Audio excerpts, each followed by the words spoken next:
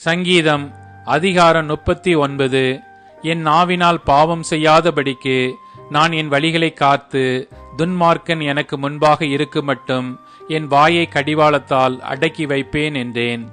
நான் மௌனமாகி ஊமையனாயிருந்தேன், நலமானதையும் பேசாமல் அமர்ந்திருந்தேன். ஆனாலும் என் துக்கம் அதிகரித்தது, என் இருதயம் எனக்குள்ளே அனல் கொண்டது. நான் தியானிக்கையில் அக்கினி மூண்டது. அப்பொழுது என் நாவினால் விண்ணப்பம் செய்தேன், கர்த்தாவே, நான் எவ்வளவாய் நிலையற்றவன் என்று உணரும்படி என் முடிவையும் என் நாட்களின் அளவு இவ்வளவு என்பதையும் எனக்கு தெரிவியும்.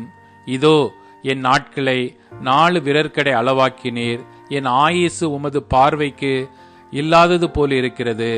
எந்த மனுஷனும் மாயையே என்பது நிச்சயம். சேலா. வேஷமாகவே மனுஷன் திரிகிறான், விருதாவாகவே சஞ்சலப்படுகிறான். ஆஸ்தியை சேர்க்கிறான், யார் அதை வாரிக்கொள்ளுவான் என்று அறியான். இப்போதும் ஆண்டவரே, நான் எதற்கு எதிர்பார்த்திருக்கிறேன்? நீரே என் நம்பிக்கை. என் மீறுதல்கள் எல்லாவற்றிலுமிருந்து என்னை விடுதலையாக்கும். மூடனுடைய நிந்தனைக்கு என்னை ஒப்புக்கொடாதேயும். நீரே இதை செய்தீர் என்று நான் என் வாயை திறவாமல் மௌனமாயிருந்தேன். என்னிலிருந்து உம்முடைய வாதையை எடுத்து போடும். உமது கரத்தின் அடிகளால் நான் சோர்ந்து போனேன். அக்கிரமத்தின் நிமித்தம் நீர் மனுஷனை கடிந்து கொண்டு தண்டிக்கிற போது அவன் வடிவை பொட்டரிப்பை போல் அழிய பண்ணுகிறீர். நிச்சயமாக எந்த மனுஷனும் மாயையே. சேலா.